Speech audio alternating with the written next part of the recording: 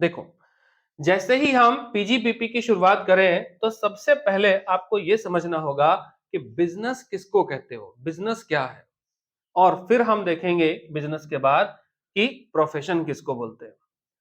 Business word, business समझते हो, business किसको बोलते होंगे? देखो, बिजनेस को बिजनेस कहलाने के लिए कुछ चीज है जो कंपलसरी है। आपको ध्यान रखना है कि जैसे ही कहते हो बिजनेस, कि बिजनेस क्या है, तो कह रहा है business means the purchase and sale of manufacturer of a commodity with a view to make a profit. बस यहां तक आप आइए। बोल रहा है बिजनेस का मतलब है कि परचेज होना चाहिए और सेल होना चाहिए। परचेज और सेल होना चाहिए, लेकिन किसका? तो किसी मैन्युफैक्चरर ऑफ कमोडिटी। कमोडिटी का मतलब होता है गुड्स, आप बोल सकते हो इसको एक शब्द में, है ना। यानी बिजनेस कहलाने के लिए बहुत जरूरी है कि परचेज होना चाहिए और सेल होना चाहिए। किसका? गुड्स का। मतलब हम एक अपनी भाषा में कह सकते हैं कि buying and selling of goods, है ना। इसको हम किसकी कैटेगरी में रखेंगे? बिजनेस की कैटेगरी में रखेंगे। तो ये हमारे लिए क्या कहलाएगा? बिजनेस कहलाएगा। कह रहा है इसके साथ साथ इसमें इंक्लूड किया गया, it include any trade. Trade का मतलब क्या होता है? कुछ खरीद लेना और प्रॉफिट मार्जिन ऐड करके और उसके साथ उसको बेच देना। जरूरी नहीं, मतलब ये ना क्लियर कर रहा है कि देखो, ये जरूरी नहीं है कि हम गुड्स का मैन्युफैक्चरिंग करके ही बेचेंगे तो बिजनेस कहलाएगा। बोला इसके अंदर हम ट्रेड को भी लिख सकते हैं, इसके अंदर हम कॉमर्स को, इसके अंदर हम मैन्युफैक्चरर को भी हम इसके अंदर क्या कर सकते हैं, और हम इन सब चीजों को इसके अंदर ऐड कर सकते हैं। आपको ध्यान रखना है। मतलब ओवरऑल बिजनेस किसको कहोगे? तो आप कह सकते हो किसी गुड्स को खरीदना और गुड्स को बेच देना। क्यों? क्यों? प्रॉफिट अर्न करने के लिए।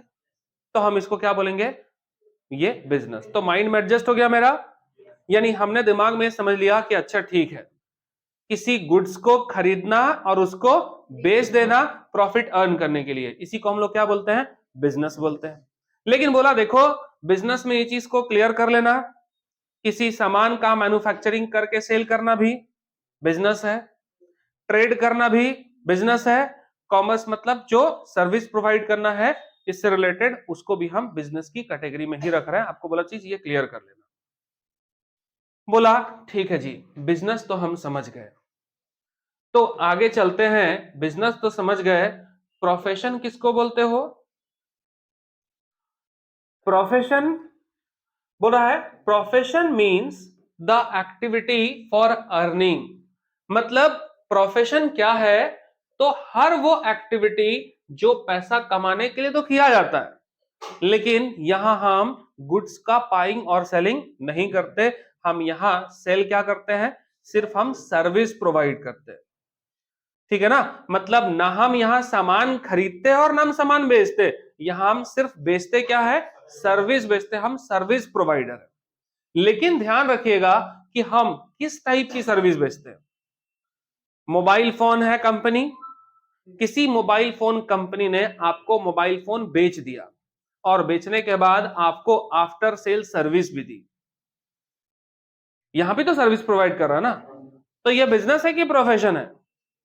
तो यह बिजनेस की कैटेगरी में है सर, यह प्रोफेशन नहीं है।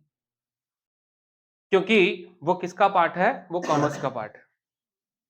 किसी गुड्स का मैन्युफैक्चरिंग करना, बाई करना, सेल करना, ट्रेड करना, कॉमर्स, आफ्टर सेल सर्विस, ये सब कुछ बिजनेस का पार्ट होता है मालिक, वो प्रोफेशन में कभी नहीं आता।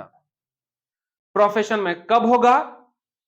तो सिंपल सी बात समझना, कोई एक इंडिविजुअल है, कोई एक व्यक्ति है, इसके पास नॉलेज होना चाहिए, स्किल होना चाहिए। नॉलेज का मतलब कोई खास डिग्री होना चाहिए स्पेशलाइज फील्ड में, किसी खास स्पेशल फील्ड में पहले तो इसके पास डिग्री होना चाहिए, नॉलेज हो, स्किल हो, एक्सपीरियंस हो, और इन सब के बेस पर वो सिर्फ सर्विस प्रोवाइड कर रहा है। दैट मीन समझ जाना कि वो उसका प्रोफेशन है। जैसे लॉयर, है ना, लॉयर एलएलबी कर लिए, स्पेशलाइज्ड डिग्री चाहिए। लॉयर अगर बनना है तो स्पेशलाइज्ड डिग्री चाहिए आपको, क्या, एलएलबी चाहिए।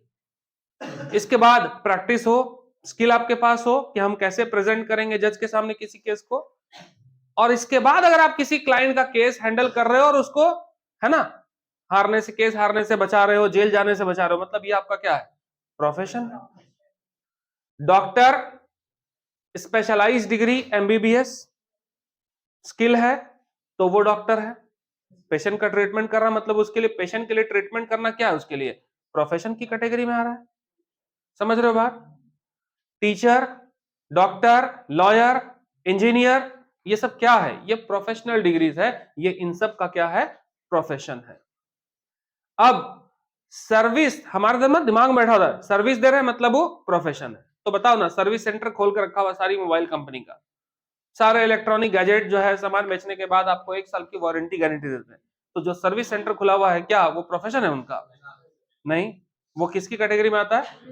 तो सेल के बाद सर्विस वो बिजनेस का पार्ट है, ठीक है ना, वो सर्विस का पार्ट नहीं है, वो बिजनेस का पार्ट। दे तो आपको सर्विस रहा है लेकिन वो बिजनेस की कैटेगरी में आता है।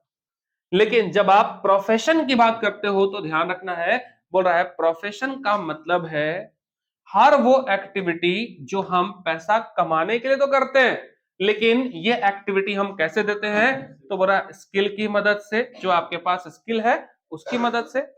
अगर हमको कॉमर्स पढ़ाना आता है तो फिजिक्स तो नहीं पढ़ा सकते, फिजिक्स वाले हिस्ट्री तो नहीं पढ़ा सकते, मतलब उसके अंदर सबसे पहले क्या होना चाहिए, स्किल होना चाहिए। स्पेशलाइज्ड डिग्री भी होना कंपलसरी है। अगर हमको डॉक्टर बनना है तो हम एलएलबी करके डॉक्टर तो नहीं बन सकते। एलएलबी हम कितने ही अच्छे कॉलेज से क्यों ना कर ले, कितना ही अच्छा नॉलेज क्यों ना हो, लेकिन हम डॉक्टर नहीं बन सकते। एमबीबीएस करने वाले लोग अच्छा वकील नहीं बन सकते। क्यों? क्योंकि किसी भी प्रोफेशनल बॉडी के लिए क्या जरूरी है, स्पेशलाइज्ड डिग्री भी जरूरी होता है। तो भाई स्किल भी होना जरूरी है, स्पेशलाइज्ड डिग्री भी होना जरूरी है, और स्किल और डिग्री की मदद से अगर आप किसी को सर्विस प्रोवाइड कर रहे हो इंडिपेंडेंटली, इसका मतलब कि आप कौन कहलाएंगे, प्रोफेशनल्स कहलाएंगे। जैसे कुछ एग्जांपल्स में आप लोगों को बोले अभी हम कि डॉक्टर, इंजीनियर, ये लोग सब कौन हो गए, टीचर, ये लोग कौन हो गए, प्रोफेशनल्स के अंदर आ गए, मतलब इनका इनकम किस में आएगा, प्रोफेशन में आएगा। इस चैप्टर में हमको क्या पढ़ना है, बिजनेस इनकम भी और प्रोफेशन इनकम भी, हमको इन दोनों को कंबाइन करके चलना है। अब ध्यान रखिएगा, जब कभी भी बात करोगे बिजनेस इनकम की, बिजनेस का इनकम, आपको बिजनेस का जैसे ही इनकम का बात करोगे तो बिजनेस के इनकम को हम कहां पढ़ेंगे, ट्रेडिंग एंड पीएल अकाउंट से पता कर सकते हैं, ठीक है। लेकिन जैसे ही आप प्रोफेशन इनकम की बात करोगे, एक डॉक्टर, एक चार्टर्ड अकाउंटेंट, एक टीचर, एक इंजीनियर अपना इनकम कैसे पता करेगा, बुक्स ऑफ अकाउंट कैसे मेंटेन करेगा, क्या ट्रेडिंग पीएल बनाएगा? तो ऐसे में ये कैश बुक बना सकते हैं। कैश बुक का मतलब कितना पैसा आया डेबिट में लिखो, कितना पैसा चला गया क्रेडिट, तो वो कैश बुक बना सकते हैं। जरूरत हुआ तो वो रिसीप्ट एंड पेमेंट अकाउंट भी तैयार कर सकते हैं, और कहीं जरूरत पड़ा तो वो इनकम एंड एक्सपेंडिचर अकाउंट भी तैयार कर सकते हैं। तो आपको ध्यान रखना है कि हमारे बुक का जो क्वेश्चन होगा वो क्वेश्चन हमारे पास दो अलग अलग ग्रुप में बटा हुआ होगा। यानी कुछ क्वेश्चन में आपको trading and profit loss account बनाकर दे दिया जाएगा, ये आपका क्वेश्चन होगा। तो कहीं किसी क्वेश्चन में कैश बुक बना देगा, किसी क्वेश्चन में रिसीप एंड पेमेंट बना देगा, किसी क्वेश्चन में इनकम एंड एक्सपेंडिचर अकाउंट बना देगा। तो क्वेश्चन को देख के डरिएगा मत। इस पूरे पीजीबीपी को पढ़ने के लिए आपका बेस है कि हमको पहले ये सब कुछ समझ में आना चाहिए जो आप यहां देख रहे हो। समझ रहे बातों को? क्यों?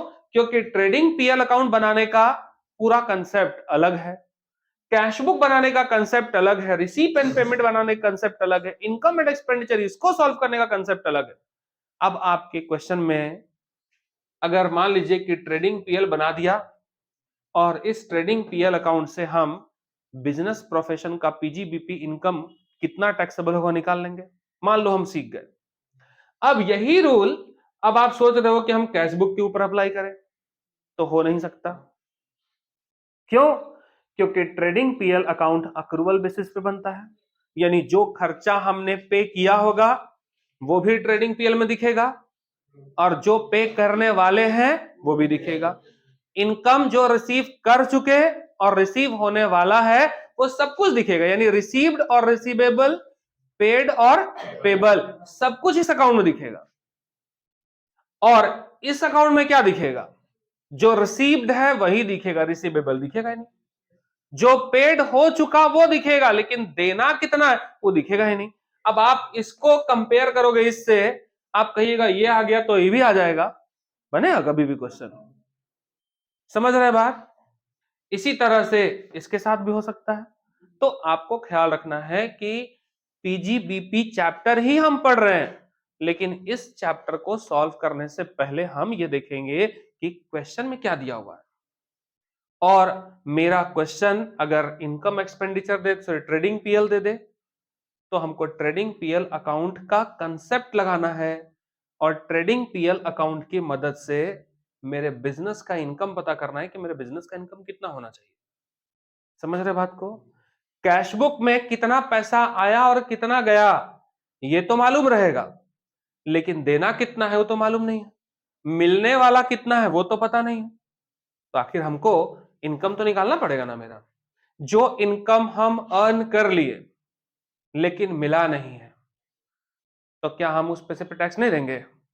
अगर हम किसी को सर्विस प्रोवाइड कर दिए, इसका मतलब हम इनकम तो अर्न कर लिए, तो टैक्स तो देना पड़ेगा। जबकि इस अकाउंट में क्या होगा, ऐसा आइटम तो दिखेगा नहीं, तो लाके अलग से ऐड करना पड़ेगा। इसी तरह से आपको ध्यान रखना है कि जितना अकाउंट आप ऊपर देख रहे हो, जितना क्वेश्चन रहेगा, उस हर क्वेश्चन में सब क्वेश्चन का प्रॉब्लम ही अलग अलग लेवल का प्रॉब्लम रहेगा। तुमको पहला काम करना है कि क्वेश्चन को पढ़ना है और उस क्वेश्चन को अपने अकॉर्डिंग उसको एडजस्ट करना है कि इनकम टैक्स का पॉइंट ऑफ व्यू क्या कहता है, इनकम टैक्स के पॉइंट ऑफ व्यू से कैसे निकालना होगा।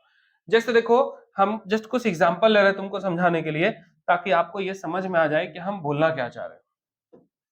सपोज कीजिए कि हम एक पहला टॉपिक ले रहे हैं trading and profit loss account का। Trading and profit and loss account बना रहे हैं। Trading and profit loss account जो आप तैयार कर रहे हो, मान के चलिएगा कि ये एक सोल ट्रेडिंग बिजनेस है। ये पार्टनरशिप की हम बात नहीं कर रहे हैं, हम कंपनी की बात नहीं कर रहे हैं, हम मान के चल रहे हैं कि ये सोल ट्रेडिंग बिजनेस है।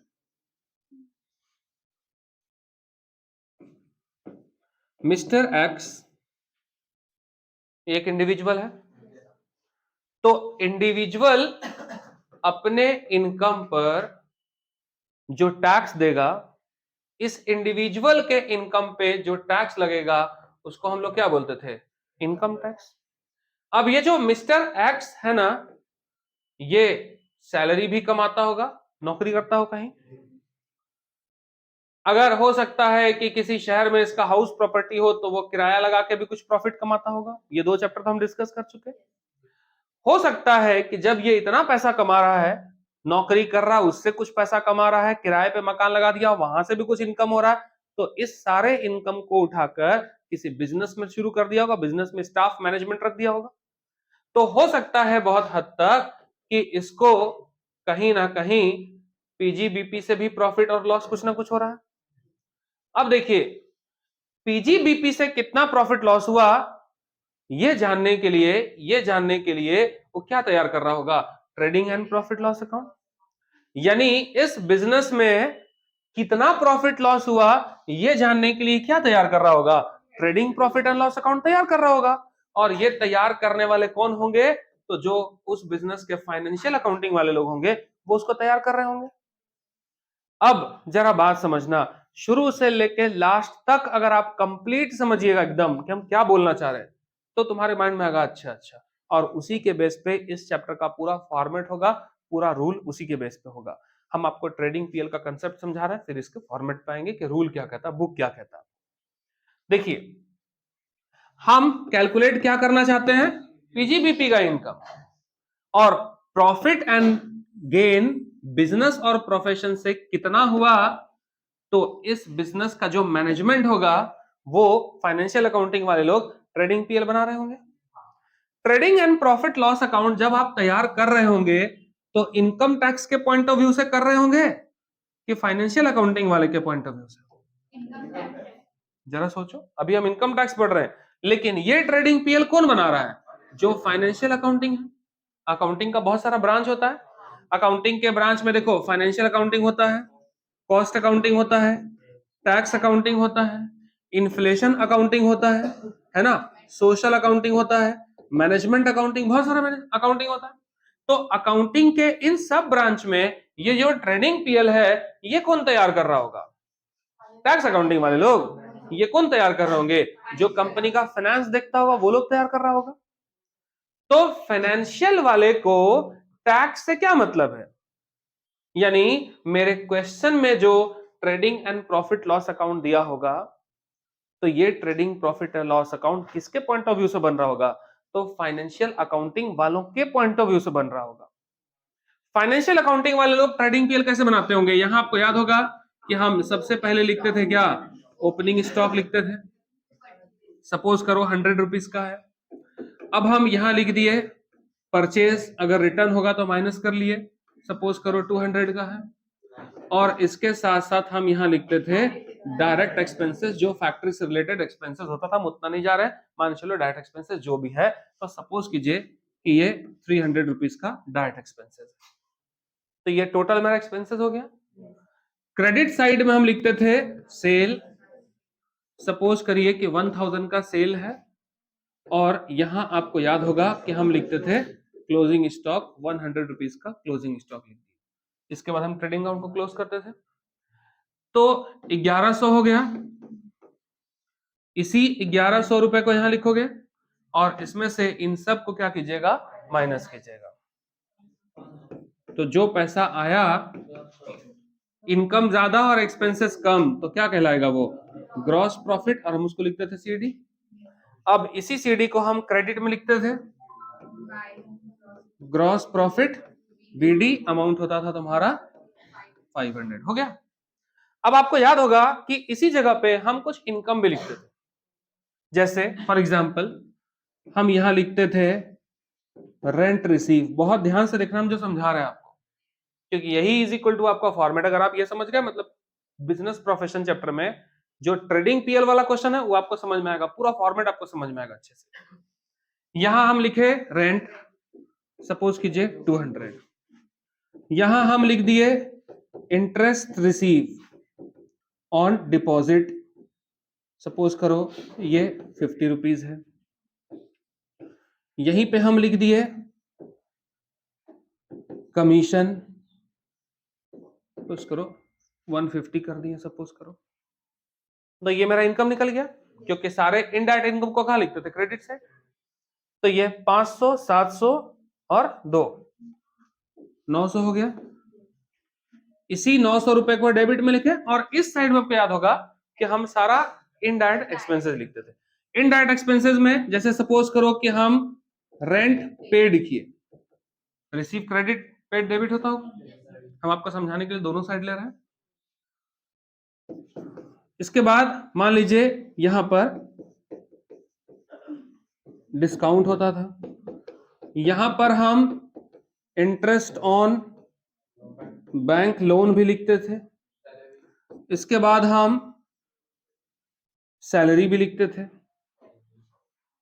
इस तरह से मान लीजिए कि यह सारा, सपोज करो इसमें 50 है, ये 150 है, इसको सपोज करो 70, इसको सपोज कर लीजिए 30 रुपीज।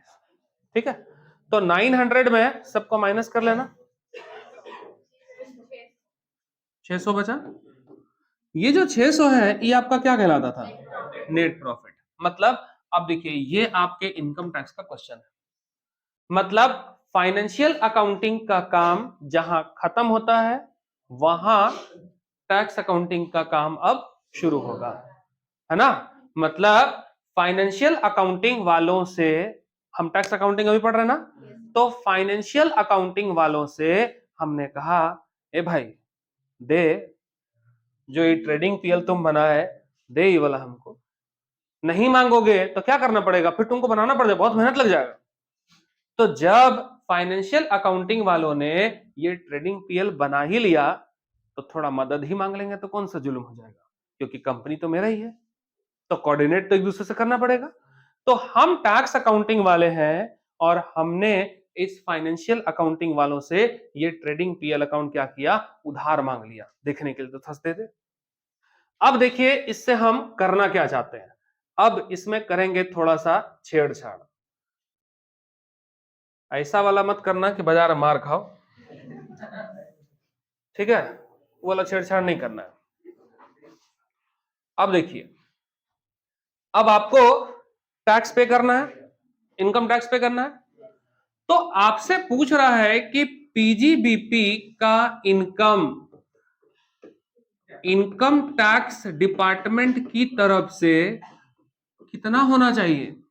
जरा सोचो तो, अगर आप कहेंगे कि मेरा बिजनेस का इनकम 600 हुआ, तो इनकम टैक्स डिपार्टमेंट अपने इनकम को कैसे बांटता था, पहला हेड्स ऑफ इनकम क्या था, salary, house property, business profession जिसको आप पीजीपीपी, फिर कैपिटल गेन, फिर अदर सोर्स। रखते थे कि नहीं रखते थे। अब जरा सोचिए, ये इनकम टैक्स का पॉइंट ऑफ व्यू है और ये वाला किसका पॉइंट ऑफ व्यू है, फाइनेंशियल अकाउंटिंग वालों का पॉइंट ऑफ व्यू है। तुम जरा सोचो, क्या ये तुमको लग रहा है कि ये जो तुम्हारा नेट प्रॉफिट कितना आया, जो तुम्हारे सामने ये जो 600 रुपीज का नेट प्रॉफिट दिख रहा है, आपको क्या लगता है कि ये मेरे बिजनेस का इनकम है। तो फाइनेंशियल अकाउंटिंग वालों की तरफ से तो है, लेकिन टैक्स अकाउंटिंग कहता है जी बिल्कुल नहीं है, ये मेरे बिजनेस का इनकम नहीं है। क्यों नहीं है, जरा सोचो, थोड़ा बुद्धि लगाओ।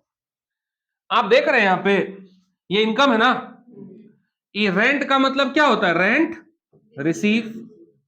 आप बताइए, रेंट रिसीव इनकम है तो यहां लिखा हुआ है, क्या फाइनेंशियल अकाउंटिंग वालों ने गलत किया, इनडायरेक्ट इनकम है तो ट्रेडिंग एंड पीएल के क्रेडिट साइड में लिखेगा, उसमें गलती कहां है। लेकिन इनकम टैक्स के पॉइंट ऑफ व्यू से सोचो, रेंट का मतलब रेंट रिसीव, रेंट रिसीव इनमें से कौन से हेड में आता है, समझ रहे जुगाड़ खेल। इसका मतलब कि अगर रेंट रिसीव ये हाउस प्रॉपर्टी चैप्टर में जाएगा, इसका मतलब कि अगर हम 600 मेरे बिजनेस प्रोफेशन में लिख दें, अगर हम 600 रुपया लिख दें पीजीबीपी इनकम में, मतलब ये तो रॉन्ग हो जाएगा। समझ रहे हो, ओवरऑल टैक्स तो आप ही को देना है, लेकिन हेड्स ऑफ इनकम तो रॉन्ग हो जाएगा ना, समझ दो यार। अच्छा आगे देखते हैं, क्या अगर ये 200 रुपया हाउस प्रॉपर्टी इनकम है, मानते हो कि नहीं मानते हो, किराया मिला, घर से बंगला से कहीं से भी किराया मिला, किराया कौन सा इनकम में आता है, हाउस प्रॉपर्टी इनकम में आता है। तो जब हाउस प्रॉपर्टी इनकम में आएगा तो इसका मतलब है कि अगर ये इनकम हाउस प्रॉपर्टी में है तो मेरा इनकम 900 की जगह अब 200 क्या होगा, 700 होगा।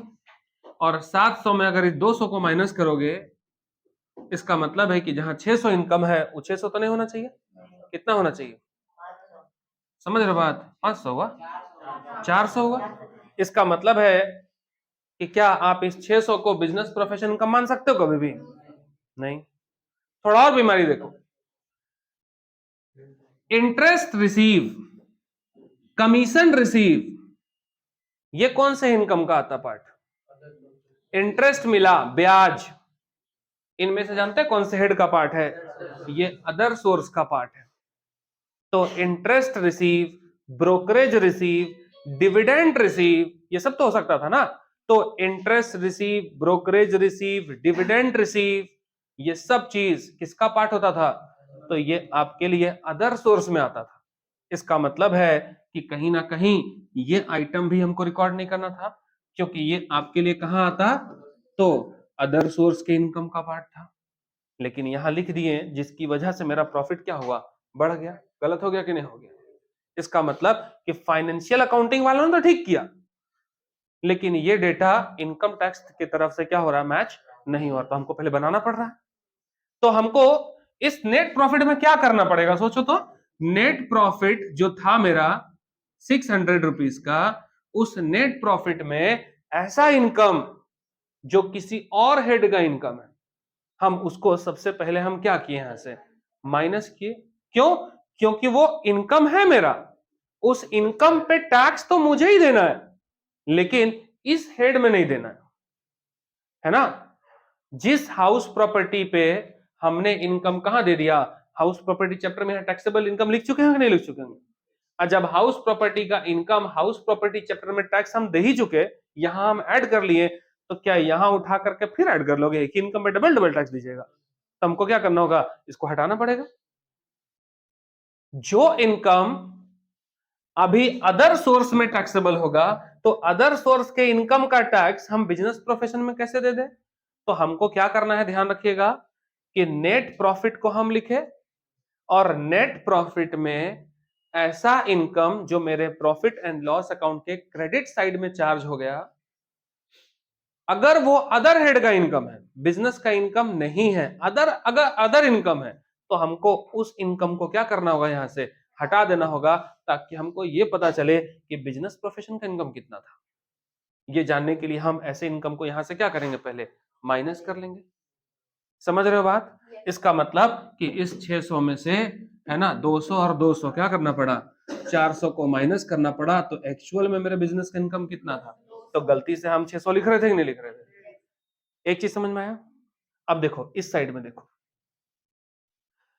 तो जब इनकम में किसी अदर हेड का इनकम हो सकता है, तो एक्सपेंसेस में भी हो सकता है कि वो किसी अदर इनकम का, हेड ऑफ इनकम का एक्सपेंसेस हो। जैसे देखिए यहां पे सैलरी मत देखना, क्योंकि ये स्टाफ है, तुम अपने बिजनेस से खुद का सैलरी नहीं ले रहे हो, इसलिए ना गलती से ये मत सोचिएगा ओ अच्छा अच्छा सैलरी आए इसको भी हटा देना है। सैलरी नहीं हटाना सर, क्योंकि ये स्टाफ का सैलरी है, वो तो आपका एक्सपेंसेस है, वो तो बिजनेस का खर्चा है, वो तो रहेगा ही रहेगा, तो इसको मत हटा देना। जैसे इनकम किसी अदर हेड का था तो माइनस किए, वैसे ही कोई ऐसा एक्सपेंसेस, अभी हम यहां लिखे नहीं है, कोई ऐसा अगर एक्सपेंसेस हो जो इस हेड का एक्सपेंसेस नहीं है, लेकिन हम उसको रिकॉर्ड कर लिए अगर गलती से, तो उसको भी हटाना होगा।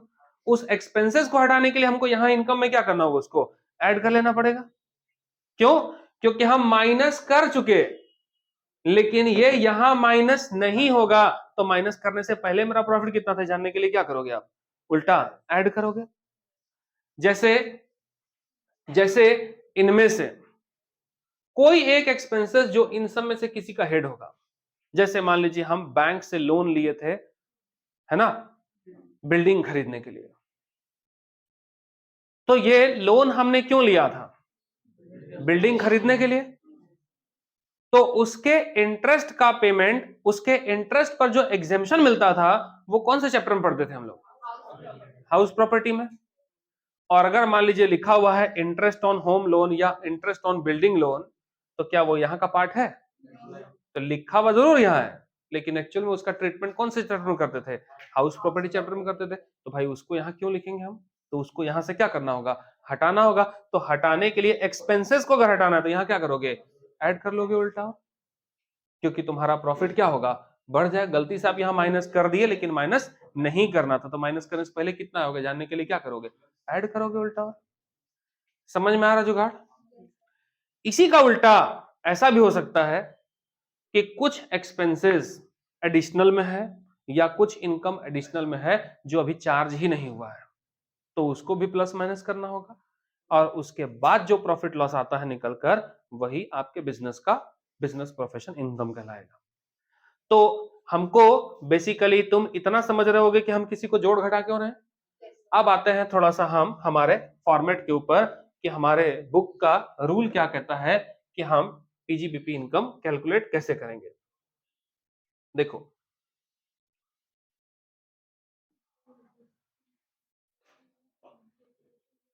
देखिए क्या कहता है आपसे, rules for the adjustment of profit and loss account, है ना, प्रिपेयर बाय द एसीसी। पहले हमको कुछ रूल सीखना होगा, जो भी हम आपको थ्योरेटिकल समझा रहे थे, उन्हीं चीजों को यहाँ पे लिखा गया है। देखिए लिखा है, the profit and loss account prepare by the ACC is not correct, है ना, from the income tax point of view. अभी हम लोग पढ़े थे कि देखो, जो trading and profit loss account तैयार किया जाता है, किसके पॉइंट ऑफ व्यू से, फाइनेंशियल अकाउंटिंग वालों के पॉइंट ऑफ व्यू से, यानी उसी बिजनेसमैन ने trading and profit loss account तैयार किया, लेकिन किसके पॉइंट ऑफ व्यू से तैयार किया? अपने बिजनेस के पॉइंट ऑफ व्यू से तैयार किया कि बिजनेस को कितना फायदा हुआ ये जानने के लिए। लेकिन वही trading profit and loss account जो इनकम टैक्स का पॉइंट ऑफ व्यू है उसके अकॉर्डिंग वो सुटेबल नहीं होता। ट्रेडिंग पीएल अकाउंट मैंने तैयार किया कि मेरे बिजनेस का फायदा कितना हुआ ये जानने के लिए, लेकिन उसमें बहुत सारा इनकम, बहुत सारा एक्सपेंसेस था जो अदर हेड का भी उसमें इंक्लूड हो गया होगा, क्योंकि हम इनकम टैक्स के पॉइंट ऑफ व्यू से थोड़ी ना सोच रहे थे। हमको तो मेरा फायदा जानना था, हमको तो मेरे बिजनेस का फायदा नुकसान जानना था, लेकिन इनकम टैक्स के पॉइंट ऑफ व्यू से हमको क्या करना होगा? उसको एडजस्ट करना पड़ेगा। इसलिए देखिए लिखा हुआ है साफ साफ कि जो प्रॉफिट लॉस अकाउंट आप तैयार करते हो, एसीसी मतलब होता है कौन? टैक्स पेयर, है ना।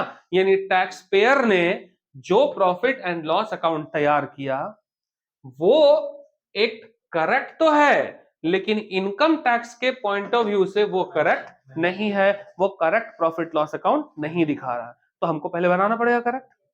अब कैसे करोगे? तो कहता है नंबर 1 कह रहा है such expenses, several such expenses are charged, यानी trading and profit loss account में कुछ ऐसे एक्सपेंसेस हैं जो आपने चार्ज कर दिए।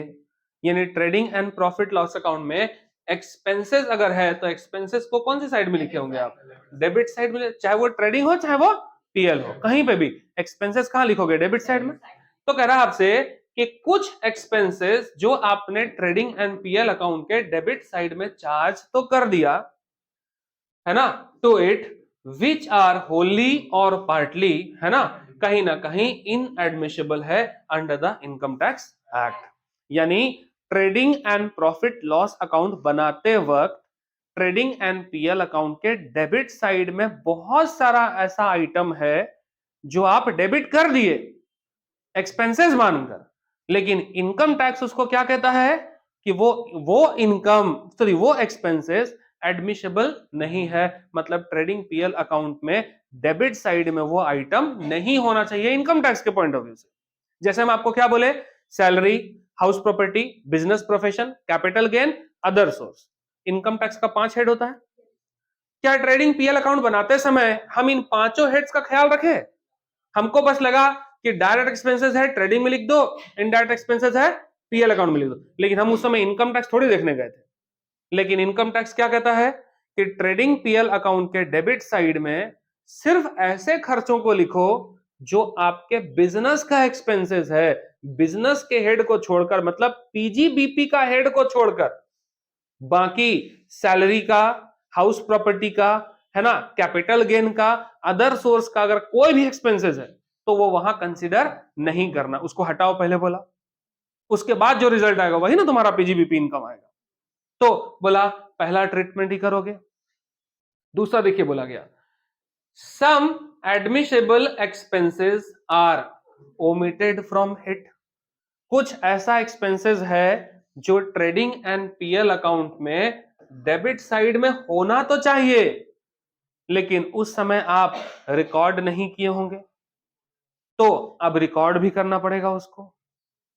फिर कहता है सम टैक्सेबल इनकम, अब पीएल अकाउंट के क्रेडिट साइड का बात कर रहा है। बोला some taxable income are not credited to do it.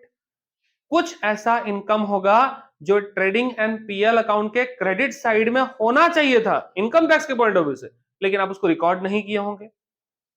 और नंबर 4 कह रहा है सम सच इनकम आर क्रेडिटेड।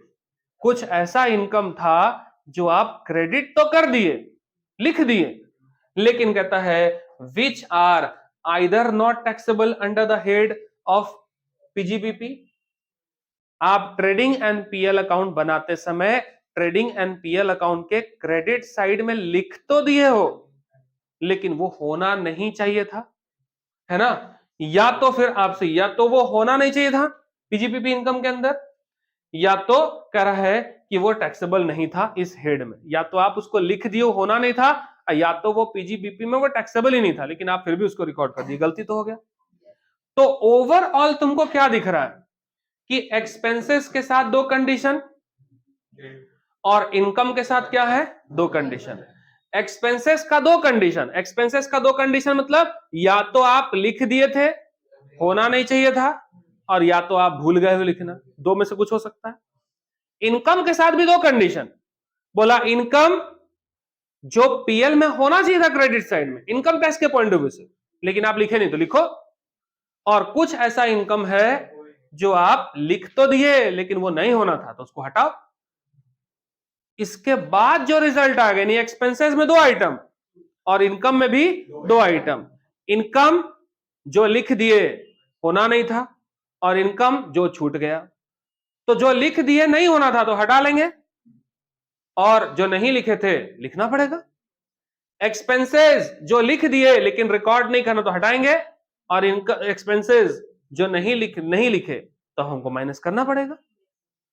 तो प्लस माइनस करने के बाद यानी नेट प्रॉफिट में ये चार चीजें हैं जिसको हम पहले एडजस्ट करेंगे, और चार चीजों को एडजस्ट करने के बाद जो प्रॉफिट लॉस निकलेगा उसी प्रॉफिट लॉस को हम नाम क्या देंगे, तो जो पीजीबीपी इनकम आएगा आपका, है ना, पीजीबीपी इनकम आएगा, प्रॉफिट लॉस माइनस करने के बाद एडजस्ट करने के बाद जो आएगा वही आपका पीजीबीपी इनकम होगा, और उसी पैसे पे हमको क्या करना होगा, टैक्स पे करना पड़ेगा।